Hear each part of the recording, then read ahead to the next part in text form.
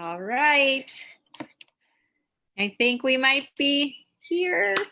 All right. So excited. You guys, this is such a treat. We have Justine Altiman here with us, another wellness expert.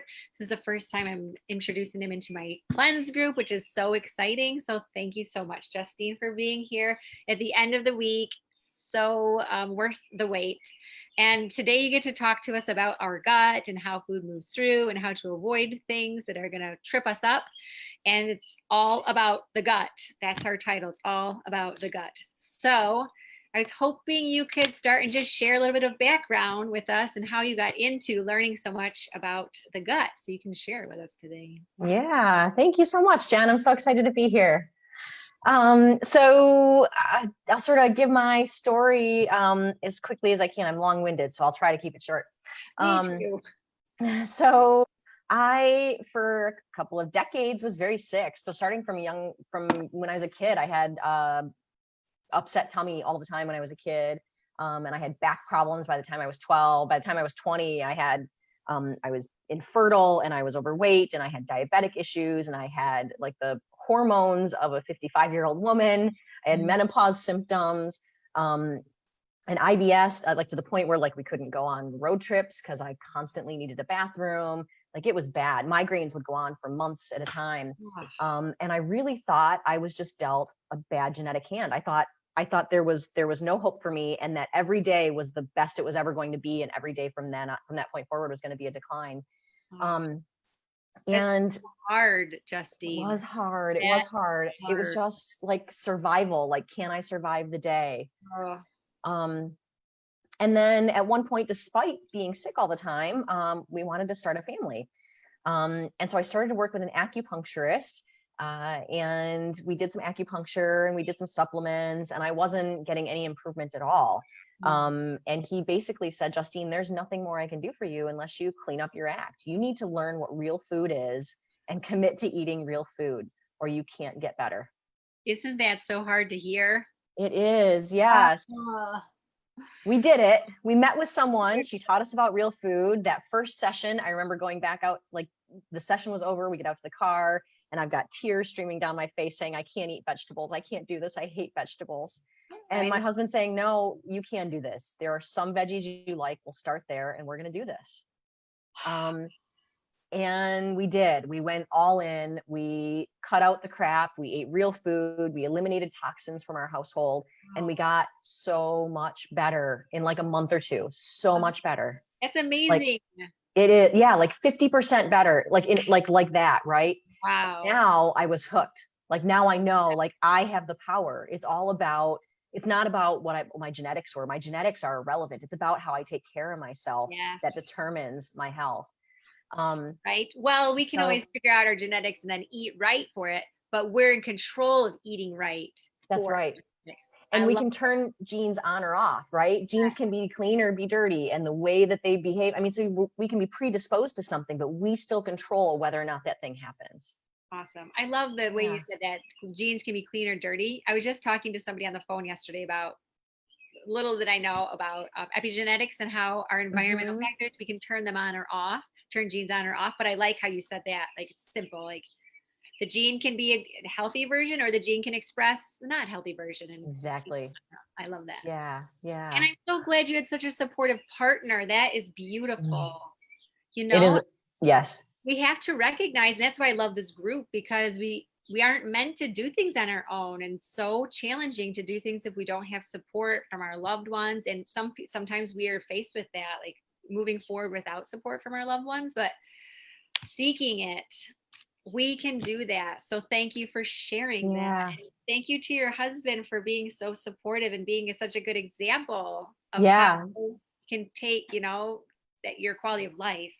Yeah. If he hadn't pushed me the way that he did, we literally, like I really believe today I would be full of cancer and wheelchair bound and just in bad shape. And instead, you're amazing. I go for runs and thank you. Yes. Wow. That is so inspirational. I didn't know your whole story, Justine. So thank you so much. That's huge. Yeah, that's my pleasure. Yeah. Thank you. Thank you. So I got better, but I didn't get all the way better, but I was hooked on this. So I really started to pour in, and I spent basically like all 8 hours a day at work. I was listening to educational stuff about how to get healthier. And I came across functional diagnostic nutrition, and I decided to study there. So my technical title is a functional diagnostic nutrition practitioner, but I go by Health Ninja because I like it better. I like it. But there I learned basically how to find the root causes of what's going on with us. And so that was the missing factor for me. So, right. So we changed our habits as far as food and toxins in the household went, and we got like 50% better right away, but we weren't all better. Right. And so what functional diagnostic nutrition teaches is how to basically look in deeper to find the root causes. So I'm trained to find the root causes for what the problems are, so that we can eliminate the problem at the cause, and the symptoms basically just fade away. Awesome. And so a big tool we use to do that is with testing. And so I'll talk a little more about that. But ultimately, that was it. That was the missing puzzle piece, is that I found out what was going on. I found out my hormones were tanked, and my gut was full of parasites, and I had food sensitivities. I was sensitive to strange things. And once I sort of clued into all of those things, all the symptoms went away. And so, I'm not perfect. I'm still on my wellness journey, but I would say there's maybe 5% of what used to happen. And even on my worst day, I'm nothing like what my best days were then. Awesome. That's Yeah. phenomenal. Yeah. I'm really fascinated about the testing, and I know you and I have spoke about that, and I feel like maybe the parasite front is the next one I want to check to see in myself, to see if there's anything. I heard some statistic like maybe 80% of us might have some type of imbalance with parasites or something like that going on, and who knows how they're affecting my body if they're in there. So I'm curious about that specifically, but Yeah. that's awesome. Thank Yeah. you. Yeah, my pleasure. So we'll talk Yeah. more about it. So I am ready to dive into a slideshow if you are. Yes. Sharing your screen. Okay, Okay, guys, buckle up. It's time. here we go. All right. So are you able to see my screen? I can, yes. Okay. So today we are talking about the gut and how it's involved in basically everything. Oh, it's not letting me advance my slides. I know the feeling. If I click. So medical disclaimer, I am not a doctor, so anything I say cannot be taken as medical advice. We passed by that one pretty quickly. So in general, there are sort of 4 ways to fuel up.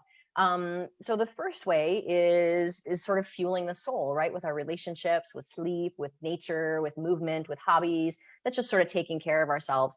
And then there are sort of 3 ways we actually take nutrients into our system, right? So the air we breathe, right? We're breathing in oxygen and other not chemicals, but other things we need to have in our system. And we absorb things through our skin, right? So anything we put on our skin, we actually absorb, or at least some of it. Our skin dictates what we absorb and what we don't absorb. But everything else comes from what we put in our mouth. And so we want to be careful about what we do put in our mouth. But that's like 95% of our input or more. Maybe it's more like 99%. But the majority of what fuels our body, of what runs every organ and every system and everything that happens, the thousands of processes that happen in our body every second, is dictated by what we put in our mouths, because that's where all of the fuel comes from. So what does the gut do? Well, so here's an image that sort of shows the organs that are involved in the digestive tract. And, starting at the mouth, when we first take a bite of food, even before we take a bite of food, this is so cool. So when we see and smell a meal we're about to eat, our body is already in the pancreas producing the exact right enzymes to break down that food. Isn't that incredible? Sweet. Our bodies know. They're magic. They are. So it's been trained because it knows you've eaten that food before. It knows what's in that food. It knows what it needs to break it down and for you to absorb the nutrients. And so it's already producing the enzymes before you ever put a bite in your mouth. It also increases your saliva, right? So we put that bite in our mouth, we take the first bite and we chew it up. And that's how the food first breaks down, is we chew it up and with our teeth, right? So that's the first sort of stage of breakdown. And then we churn it with our saliva as we're chewing, and it mixes with saliva and it starts to break down even more. And then it goes down our throat and into our stomach, and it gets sort of bathed in stomach acid. And that's where the next phase happens, where it breaks down even more. So we broke it down by chewing really good, right? Lots of chews, into small pieces. And now it's in our stomach, and the stomach acid breaks it down more.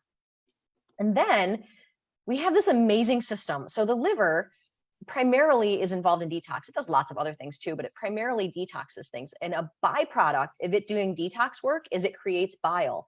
And our body uses bile to break down the fats in our food so we can absorb the fat into our body and produce hormones and produce brain structure, produce all sorts of things out of the fat that we eat. So it's this perfect system where the liver's byproduct is bile, and bile is essential to breaking down the food that we're eating. It's magic. It's like this, like a biodynamic farm inside our body. I love that. Justine, I taught, science for 15 years. And of course we talked about liver and bile, but I had never heard that before, that the bile is actually the byproduct of the liver processes. Yeah. Yeah. Isn't that amazing? Love it. Yeah. So we eat food, and especially with fat, the liver produces bile. It stores it in the gallbladder. When we eat a meal, the gallbladder just sort of squishes some out, sort of at this juncture where the stomach connects to the small intestines. So it breaks down from the stomach acid and it enters the small intestines, and it travels this huge long distance through the small intestines. And that's where we absorb the nutrients from our food. So basically everything we eat, every fat and protein and carb, every meal, so whether it's dairy or grains or vegetables or fruits or meats, it all gets broken down, through this journey, right? So starting here and into the stomach and then into the small intestines, and it goes through this long journey.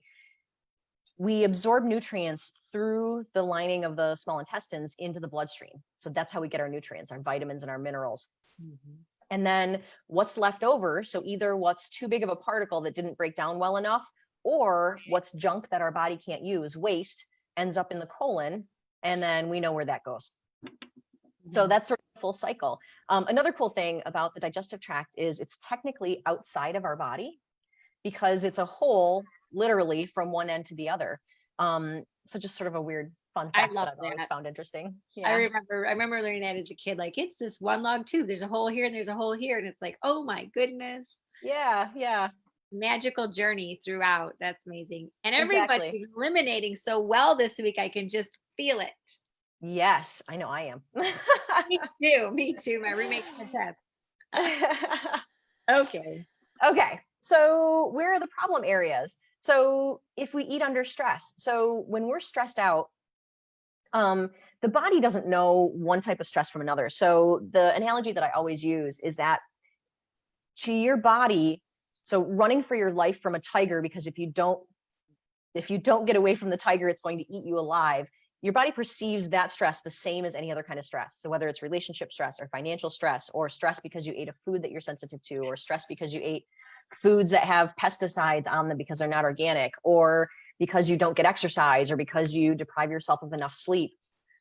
All of that is stress. And when we eat under stress, it literally limits blood flow to the digestive tract. And it does this to keep you alive, right? Because if you don't survive the moment, if you don't survive running from the tiger, the health of your digestive tract doesn't matter. Your reproductive system also doesn't matter. Your immune system doesn't matter. None of that matters if you don't survive the moment. And so what your body does is it pours your energy into keeping you alive in the moment. So it raises your cortisol, your stress hormone, which is protective, right? It's to make it so that you feel less pain. It's to give you extra strength. Your eyes dilate, your lungs open up, your blood flow is faster. So basically you're at peak performance, except not your digestive tract. So if we eat under stress, we don't digest our food as well. And then eating too fast and not chewing enough time. So if we eat too fast, we're not breaking the bits down into small enough pieces so that they can be broken down further in the stomach and then absorbed through the small intestine. So if we don't break down food enough, basically it causes two problems. We don't absorb all of the nutrients from the food. So basically we're wasting some of our food if we eat it too quickly, and it produces more waste for us. And that often leads to constipation. And so it's just more waste for our body to get rid of. Or if we're eating too much or not enough food. If we really limit ourselves on how much we eat, the body thinks we're starving, and it slows down all of our metabolic processes on purpose to protect us because it thinks we're in famine. And then if we eat too much or too often, it's a different set of problems. I know I've heard Jen talk this week about peristalsis. So there's this movement that happens in the gut that helps move food particles through. But this sort of wave-like movement that happens in the gut can only happen if there's been no food consumption for at least 3 hours, but more like 4 hours, right? And so if we're eating a meal every couple of hours, or we're eating a meal and then we're eating a snack and then we're eating another meal and then we're eating a snack, if we're eating every 1 to 2 hours, our body can't do this peristalsis and it can't move things through. And we end up with constipation as a result of that pretty often too. Holy cow. Yeah. Thank you. Mm-hmm. And then if there's not enough stomach acid, again, so that's another just part of the chain, right? If there's not enough stomach acid to break down all of the things that we're taking in, again, the particles are too big when they enter the small intestines, and we can't absorb enough of the nutrients. We're wasting some of our food because we're not getting all the nutrients from it. And then if we have liver and gallbladder congestion, so when I talked about a minute ago how the liver produces bile as a byproduct, and the bile is what breaks down our fats, it emulsifies fats. If we have congestion in the liver or the gallbladder, then we can't properly break down our fats, and we've got to have fats. I know fats have been villainized in the last couple of decades, but fats are so important. We can't produce hormones without fats. We can't have a healthy brain without fats. We can't do anything without fats. Thank you, Justine. That's one of the big mindset shifts that I help my clients with. It's to become fat friendly, not like we've become fat phobic, and like you said, vilified it, and it's crucial to our health. So yeah, I feel like it should have a different name, right? Like we should stop calling them fats because it's misleading. Yeah, agreed. And then we can have small intestine damage and malabsorption, right? So if well, I'll get more into that in a minute. And poor elimination. So again, back to the constipation, which is a problem for a number of reasons. Okay, so what? So what about all those things? Well, our gut houses our microbiome. So this is all of these bugs that dictate a whole lot of things. So we have more non-human cells. We have like 90% non-human cells in our bodies, and only 10% is human. And so these guys play a big role. And the research tells us today that that they play a big role in mood health, right? And so if we don't have the right mix of these guys, then we end up not having the right mix of neurotransmitters, and we end up not having, basically it leads to depression and anxiety and sort of every other label you want to give that's related to depression and anxiety or any kind of mood disorder if we have microbiome disorders. And the microbiome communicates with immune cells, so it plays a big role in communicating with the immune system. And then it digests fiber and produces short chain fatty acids, which control inflammation. So they modulate inflammation. So inflammation happens for a reason. It's the body sort of adapting to its environment, but it also needs inflammation to not go rampant, or it would kill us, basically. And the microbiome's involved in weight management. So we know that the right balance of the good bacteria dictate whether we get fat or not. And they've shown this a lot in research, that if you have the wrong bacteria, that if you change nothing else, if you keep the diet the same and all of the other behaviors the same, but you change the microbiome, that one rat will put on weight where the other one stays at a stable weight. So we know that plays a big role. And then fighting against infections. So basically, if your gut is sort of jam-packed full of these good guys that do good things, it's really hard for the bad guys to take hold, basically, because they just sort of keep getting pushed out. There just isn't room for them.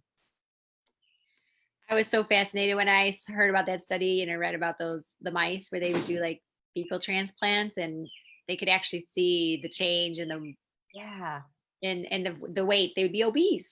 Yeah, even when nothing else changed. Mm-hmm. Yeah. So think about that, guys. It's not all your behavior we have to figure out, and this is why we need Justine. Thank you. And then our immune system. So about 80% of our immune system comes from our gut. And so the gut needs to be healthy for the immune system to be healthy. And it's really important because the immune system, so it's like this army of soldiers. And when we ingest something that's either like a bacteria or a toxin, the immune system goes, oh, that's not good for us. And it jumps in, it scoops it up, it packages it up in a nice little safe package, and it carries it out of the body as waste. And that's what keeps us safe, right? So that toxin doesn't do damage and that pathogen doesn't take hold and start to colonize. But if the immune system is weak, then we have issues in that area.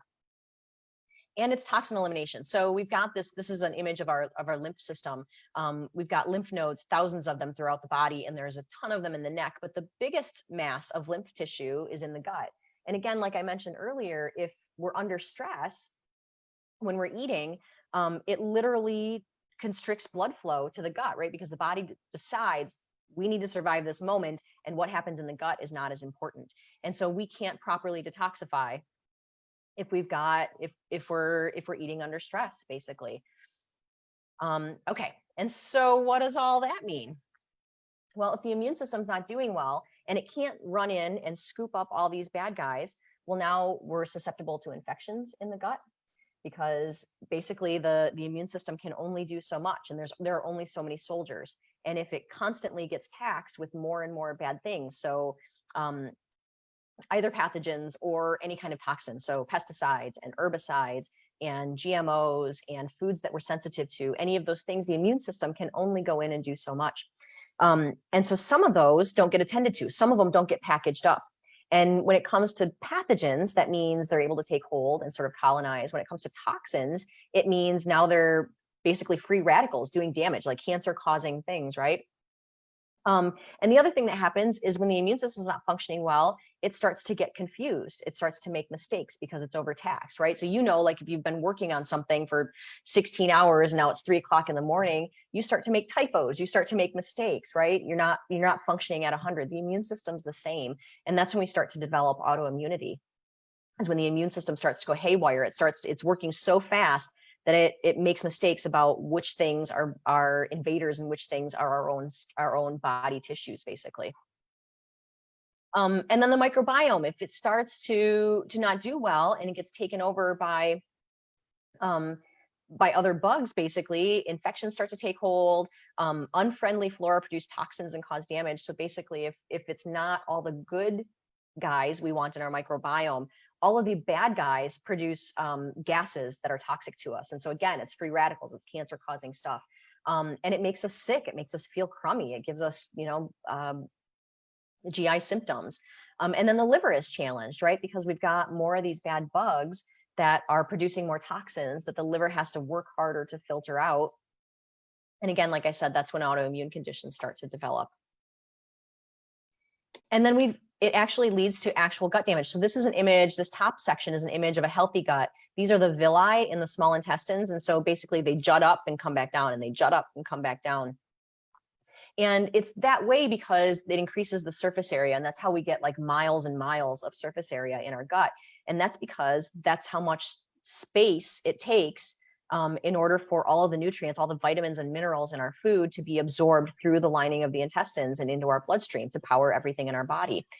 But when we've got damage, right, because our immune system can't package up everything, can't scoop up everything and carry it out safely, when we've got too many offensive things coming into the body, it literally damages these villi to where this is almost flat terrain now, and the surface area is greatly reduced. And so what ends up happening is now we've got malabsorption, and it leads to malnutrition. So you could be eating, 3 full nutrient dense meals a day, but still be malnourished, still be completely deficient in lots of vitamins and minerals, because your body simply can't absorb enough because it's got a damaged gut.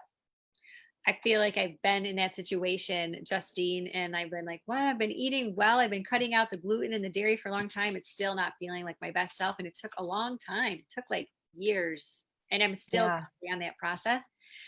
I love these pictures. They're so beautiful. Thank you. Thank you.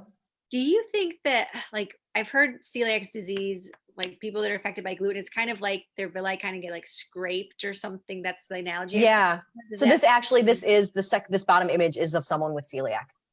Right. See, this is like gluten, guys. Gluten is a crazy protein that wreaks havoc on some people. So it's no joke. You can see that, like, the difference between the anatomy of somebody who's healthy and somebody who's suffering from specifically gluten. Now, Exactly. not all people with like gluten sensitivity is going to look like this. If this is a celiac person, that's extreme, but thank you for that. Visuals are Yeah. so helpful. Yeah. Thank you. Uh-huh. Okay. So what causes gut damage? What causes that to happen? Well, so stress in a nutshell.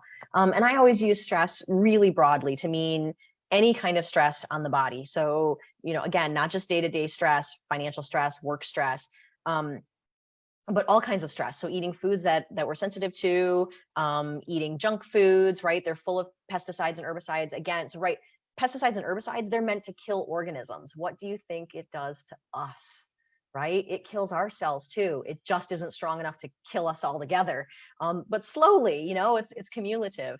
And pathogens, medications, every single medication on the market strips your body of some kind of nutrient. Often it's B vitamins or cholesterol. Foods we're sensitive to. So in my case, when I ran my first food sensitivity test, I was sensitive to broccoli and to cranberries. Those are the two that I always remember because those are health foods, right? But to me, they were poison. And so if I eat them, it's not just about, oh, well, I've got some bloating or, oh, well, that gave me diarrhea and I'll have to suffer through it, right? And so it's not like, well, if I eat these French fries, I'll get a little bloating. Bloating is just what you feel right now, but there's this cascade of things that happen, right? Remember the damaged gut, that's what's happening. And it's not like it happens like overnight, but over time, as we continue these patterns, it continues to whittle away and continues to do damage. Thank you. I'm sorry to interrupt, but thank you. Yeah. That's so huge because people, a lot of times when they get to me, they're like, I've tried everything and I don't know what's wrong. And even me, my brother is like, you're the sickest healthy person I know. And I'm like, I know what's wrong. And it's because we think we're eating healthy foods, but for our specific unique body, it might not be. And maybe it used to be okay, but for the current body, it's not okay. And maybe it'll be okay in the future if we can build up resilience again. But that is so key. Thank you for sharing that, Justine. It's like everybody's body is unique, and what's healthy for one person may not be healthy for you. Exactly. So important. Thank you. Yeah. And that's why no one diet is, you can't say like, what is the perfect diet? That's an impossible question. Yep. Thank you. You're welcome. And eating too many carbs, right? Because that spikes our blood sugar. That does all sorts of nasty things if we eat too many carbs. And then if we not enough time between meals, because again, right, this undulating wave-like thing that happens called peristalsis that moves food through can't happen if there isn't enough space between meals. And so what does gut damage cause? Well, it causes malnutrition and more stress, right? So stress causes gut damage, and then gut damage causes more stress. And so it's this vicious cycle, right? And so we have to stop the cycle somehow, right? And the way that we stop the cycle is we stop the junk food, we avoid pathogens, or toxins rather. We limit medications to only things that we absolutely have to have. We avoid foods that we know cause us issues. So listen, I do food sensitivity testing, but I don't do it often because ultimately, because people will say to me, well, I don't think I have any food sensitivities, but I can tell you that if I eat eggs, I always get bloating and gas. Like, well, you don't need a sensitivity test to tell you that that's a food sensitivity and that's not a food that's ideal for you. So we want to stop the stress pattern, and that's how we give the gut a break. And that's what we're doing here with the cleanse this week, right? We're avoiding the inflammatory foods and we're giving the gut a break so that it can start to heal. Thank you. And I think that's a really good thing to bring up. Like as we cleanse, we're starting to heal the process. This is the beginning, and it's like a reset. And for some of us, that's all we might need yearly, seasonally, like a reset. But for others, it's just the beginning. And it really would take, like my first few elimination diets were 30 days apiece. And that's just not even, sometimes it takes like a year of eliminating something and even more, like being very, very kind and graceful with the time that it does take to change, and just recognize that sometimes, depending on where we're at, a week is not enough, but it certainly is a great start. And at least we can figure out. Absolutely. Thank you. Yeah. When I work with clients, I usually always tell people the general rule of thumb is that for every year you spent getting unwell, it's going to take about a month to get well. Right. And so if you spent 20 years having bad habits, it's going to take you a couple of years to get all the way better. So that doesn't mean it's going to take you 2 years before you get results. Right. So in this first week, those of you who have really committed, you already know how much of a difference you can make in like 4 or 5 days. Right. And if you kept it up for just a couple of weeks, and like I told you with my story, in a month or two, I was 50% better. Right. And I was bad. I was in really bad shape. and I was 50% better in a month or two. And that was just from changing from diet and getting toxins out of my house. But getting all the way better, whittling away at that last, 15 or 10 or 5%, it does take time. It does take time and patience and commitment, right? We've got to be committed to getting well. Thank you. Wonderful. Yeah. So symptoms of gut damage, we've got low energy, we've got digestive symptoms, right? So reflux or constipation or diarrhea or bloating. Autoimmune conditions, like we talked about, heavy toxic load, right? So if the immune system can't take care of everything, and if the liver gets congested, we can't eliminate toxins the way that we used to. And then we develop food sensitivities. So the more damaged our gut is, the more food sensitivities we develop. And so, like Jen said, if you have food sensitivities, eating those foods causes issues, but it doesn't mean you'll have that sensitivity forever. If you heal the gut, the sensitivities can go away. It's not saying that they will that in all cases, all food sensitivities will go away. So in some cases, they're true allergies, but in most cases, a lot of the sensitivities can go away. Awesome. And then allergies and asthma, which if you have allergies or if you have asthma, you have gut damage, period. And asthma is, so it's related to autoimmune conditions. So is diabetes, right? And lupus and thyroid conditions, all these autoimmune conditions stem from the immune system having gone haywire, which comes from having had gut damage, which again is because there's stress in the body, right? Stress from junk food, stress from daily stress from all the stuff we talked about. And then skin issues and hormone issues also are signs of gut damage. The skin is the body trying to push some junk out, essentially.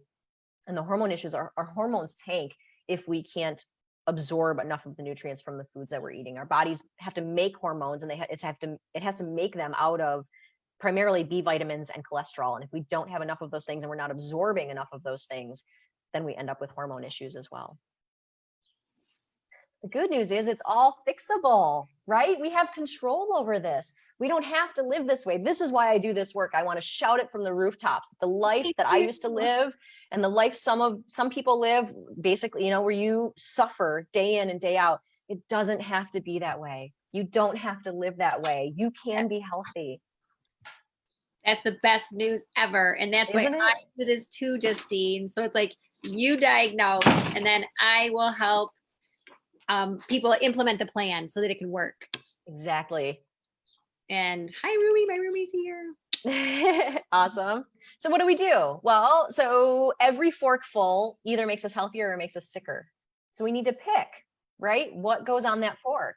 And it doesn't have to be perfect all the time, right? You don't always have to eat nutrient dense foods, but you've got to do it most of the time. And so there's two basic rules. We get enough of the good stuff and minimize the bad stuff. And then as a side note, try to get rid of old bad stuff too. So basically meaning some detoxing. Well, so what does that mean? It means we eat mindfully, not on the run. We do some deep breathing, right? So again, we want to tell our body that it's not under stress so that it can properly give the right amount of blood flow, the right amount of attention to our digestive tract so we can absorb the foods that we're eating. Because again, remember, like 99% of all of the fuel that our body uses to do everything comes from the food that we eat. And we eat nutrient dense foods. So eat green things, yo, right? And every other color for that matter, yellow and red and purple, we need all of it. Awesome. And we avoid junk foods because they're toxic, right? We know sugar's a problem. We know pesticides and herbicides and GMOs are a problem. And for that matter, non-healthy raised animals, right? So if the animals weren't pasture raised and they weren't or fed organic or whatever it is, the composition of those animals is completely different. So for example, the number of omega-3s in a conventionally raised chicken are nearly zero. But a chicken that was free range and that ate bugs out of the ground the way that it was supposed to, it's chock full of those things, of all the things we need. So the quality of your food really does make a difference. And then we need to make sleep and exercise a priority. And we need to do things that bring us joy. We need to love our liver and our gallbladder, which means avoiding toxins, so household chemicals. And, so not only cleaning chemicals, but things like deodorant and moisturizer and makeup and toothpaste, all of those things, we want them to be as clean as they can. And if you don't know what those things are or what to be looking for, reach out to Jen or myself, and we can definitely point you in the direction of what are good products and what are not good products. And then seeking root causes if doing these things doesn't fix it. And that's sort of some of the work that I do. So here's just a quick screenshot of some of the testing. This is one of the gut tests that I do. This is like the 5th page of 5 pages for this test, but it searches for lots of different parasites. And then it also gives us tons of information about the integrity of the gut. So this first one is about whether or not we have fat in our sample, which means it tells us whether we're digesting fats well enough. Elastase is a measurement of pancreatic function, so whether or not we're producing enough enzymes. And it also gives us some insight as to whether or not we have enough stomach acid to break down the food. Beta glucuronidase, this is about phase 2 detoxification. So this is an indication of whether or not your liver is congested. And occult blood, this would be an indication of whether there's something sort of more serious going on, like an ulcer that might have some bleeding going on. This next one, secretory IgA, when it's low, it's an indication that the immune system is challenged and isn't sort of at its full capacity anymore, and that it would be helpful to do something about that. And anti-gliadin, this is a peptide of gluten. So it's one marker for gluten sensitivity. So it gives us some insight as to whether or not there's sensitivity going on. And then this last one tells us about inflammation in the gut. So whether the gut is actually inflamed from something.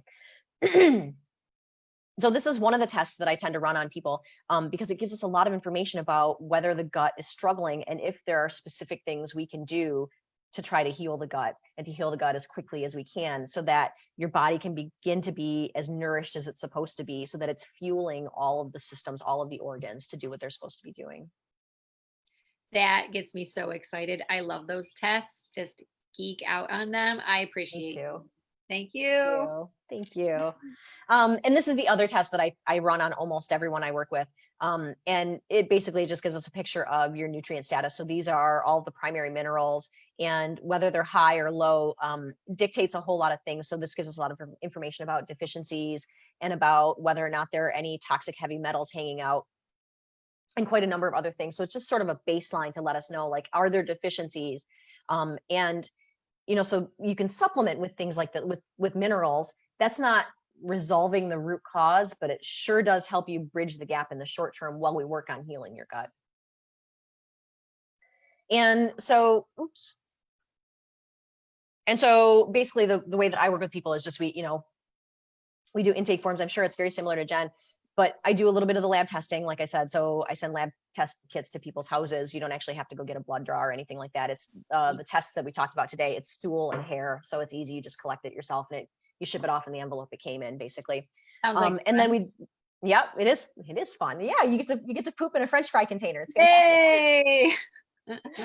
And then we do virtual sessions. So essentially I put together a plan for you based on your unique biochemistry. So what's going on? So what are your symptoms and what do your test results say? And that all together sort of paints a picture of which organs or which systems need a little bit of targeted nourishment or targeted detox therapy or whatever it might be.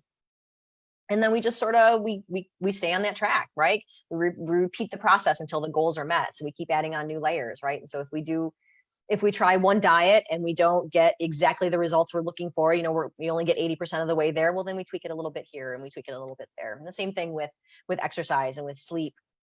If you're not getting a full 8 to 9.5 hours of sleep and starting at about 10 p.m. at night, because the time of day matters, sleeping midnight to 8 is not the same as sleeping 10 to 6. It's just not.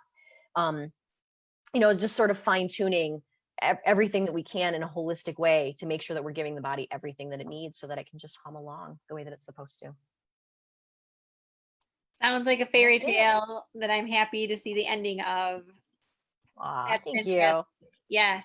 Thank you so much, Justine, for your services. And I hope that's like getting a lot of gears turning in our viewers, because like you said, we don't have to live that way, and it's just a little bit of knowledge, and sometimes you just need that flashlight to shine in on where the root cause is. So thank you for beautifully demonstrating where we can go wrong and like how to shine a light on things that we can't physically see. Yeah, and like you and I, we work so well together in that we both have the same desire to help everybody like reach their best health, their best life. So thank you for like being a very integral part of that whole process. Like, this is a team, like people feel, I get the sense when I'm talking to people that they feel like they should know what to do, or they should have the answers. They should be able to do it on their own. They get a sense of shame, or they blame themselves for things they've been doing wrong. But we only can do the best that we can do in every moment. And that's why we're here to help each other, and that it really should be like a community keeping us Yeah. healthy. It should be Yeah. team effort. So It is hard, right? I mean, so I've been at this since 2011, right? So I'm 9 years in, right? So it takes a lot in the beginning. It's hard, right? You're like, I don't even know what good food is, or where to get it, or or how to read labels right, right? So it's a lot of hard work. Or even like, okay, so I want to eat organic almonds, but nobody has organic almonds. Where do I find the organic almonds, right? And so it's hard work. It certainly is. So that's why we're here. That's why Jen and I are here. We've been through it. We can teach you what to do. yes, thank you so much, Justine. What a pleasure, what an honor. And I hope that I get to work with you more. This is awesome. Me too. Thank you. I'm so blessed to have met you, Jen. Yes, it's great. And we're going to do a walk on the trail soon. I can feel it. I'm in. Right? We need our vitamin FA for fresh air. Yep. Vitamin N. Yes, nature. Vitamin S. Sunshine. Yes. So, all right, you guys will know where to find Justine. We're going to put her link below this bad boy, and tell your friends. You're like, this makes me think of so and so. Like, share this video with them. I'm going to also put it on my regular Facebook stream thing, so that people that are not only in our group can also see this.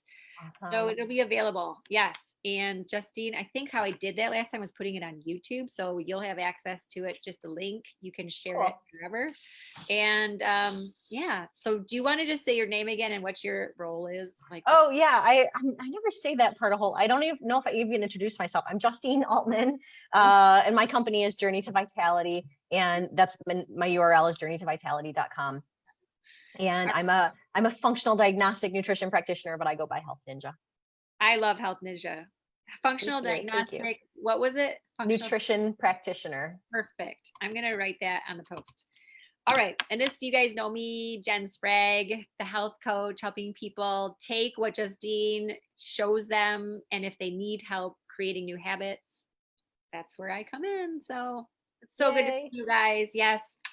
From Best Self at Jen Sprague, so happy to have you guys here. And Justine, have a great rest of your day and a happy weekend. And I'll probably call you in like a minute just to see how you're doing. Sounds awesome. Yep.